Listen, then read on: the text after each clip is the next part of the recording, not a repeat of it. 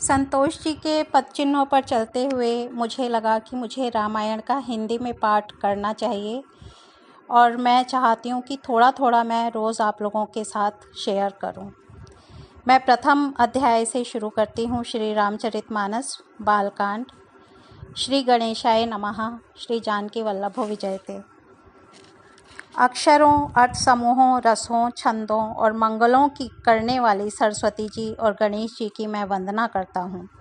श्रद्धा और विश्वास के स्वरूप श्री पार्वती जी और श्री शंकर जी की मैं वंदना करता हूँ, जिनके बिना सिद्ध जन अपने अंतःकरण में स्थित ईश्वर को नहीं देख सकते।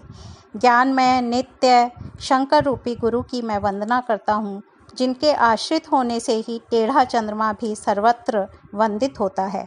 श्री सीताराम जी के गुण समूह रूपी पवित्र वन में विहार करने वाले विशुद्ध विज्ञान संपन्न कवीश्वर श्री वाल्मीकि जी और कपीश्वर श्री हनुमान जी की मैं वंदना करता हूँ। उत्पत्ति, स्थिति और संहार करने वाली, कलेशों को हरने वाली तथा संपूर्ण कल्याणों की करने वाली श्री रामचंद्र जी की प्रियतमा श्री सीता जी को मैं नमस्कार करता हूँ, जिनकी माया के वशीभूत संपूर्ण विश्व ब्रह्मादि देवता और असुर हैं, जिनकी सत्ता से रस्सी में सर्प के भ्रम की भांति यह सारा दृश्य जगत सत्य ही प्रतीत होता है, और जिनके केवल चरण ही भवसागर से तरने की इच्छा वालों के लिए एकमात्र नौका हैं। उन समस्त कारणों से पर राम कहने वाले भगवान हरि की मैं वंदना करता हूँ। अनेक पुराण, वेद और तंत्र शास्त्र से सम्मत तथा जो रामायण में वर्णित हैं और कुछ अन्यत्र से भी उपलब्ध श्री रघुनाथ जी की कथा को तुलसीदास अपने अंतःकरण के सुख के लिए अत्यंत मनोहर भाषा रचना में विस्तृत करता है, जिन्हें स्मरण करने से सब कार्य सिद्ध होते हैं। जो गणों के स्वामी और सुंदर हाथी के मुख वाले हैं, वे ही बुद्धि के राशि और शुभ गुणों के धाम श्री गणेश जी मुझ पर कृपा करें। जिनकी कृपा से गूंगा और बहुत सुंदर बोलने वाला हो जाता है और लंगड़ा लूला दुर्गम पहाड़ पर चढ़ जाता है, वे कलयुग के सब पापों को जला डालने वाले दयालु भगवान मुझ पर द्रवित हों।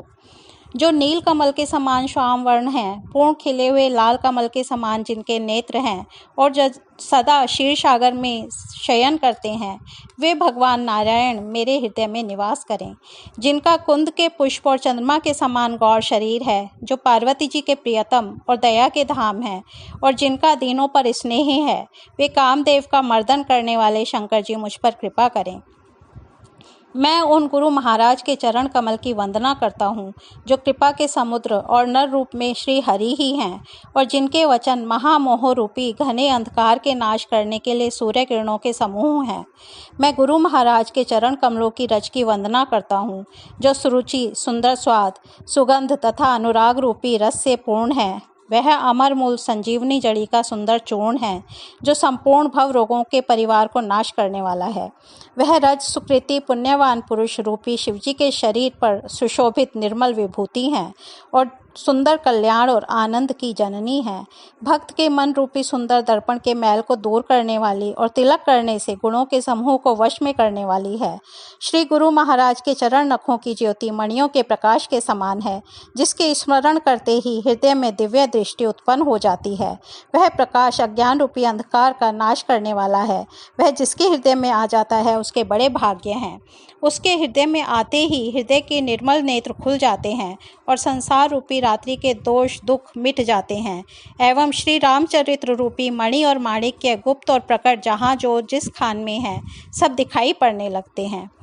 जैसे सिद्धाजन को नेत्रों में लगाकर साधक सिद्ध और सुजान पर्वतों, वनों और पृथ्वी के अंदर कौतुक से बहुत ही खाने देखते हैं।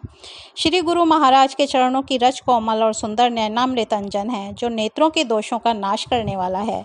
उस अंजन से विवेक रूपी नेत्रों को निर्मल करके मैं संसार रूपी बंधन से छुड़ाने वाले श्री रामचरित्र का वर्णन करता हूँ। पहले पृथ्वी के देवता ब्राह्मणों के चरणों की वंदना करता हूँ, जो अज्ञान से उत्पन्न सब संदेहों को हारने वाली है। फिर सब गुणों की खान संत समाज को प्रेम सहित सुंदर वाणी से प्रणाम करता हूँ। संतों का चरित्र कपास के चरित्र के समान शुभ है, जिसका फल नीरस, विशद और गुणमय होता है। कपास की डोडी नीरस होती है। संत चरित्र में भी विषय आसक्ति नहीं है, इससे वह भी नीरस है। कपास उज्ज्वल होता है।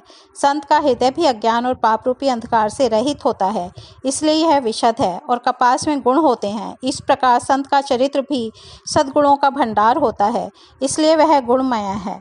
जैसे कपास का धागा सुई के किए हुए छेद को अपना तन देकर ढक देता है, अथवा कपास जैसे लोढ़े जाने, काते जाने और बुने जाने का कष्ट सहकर भी वस्त्र के रूप में परिणित होकर दूसरों के गोपनीय स्थानों को ढकता है, उसी प्रकार संत स्वयं दुख सहकर दूसरों के छिद्रों को ढकता है, जिसके कारण उसने जगत में वंदनीय यज्ञ प्राप्त किया है।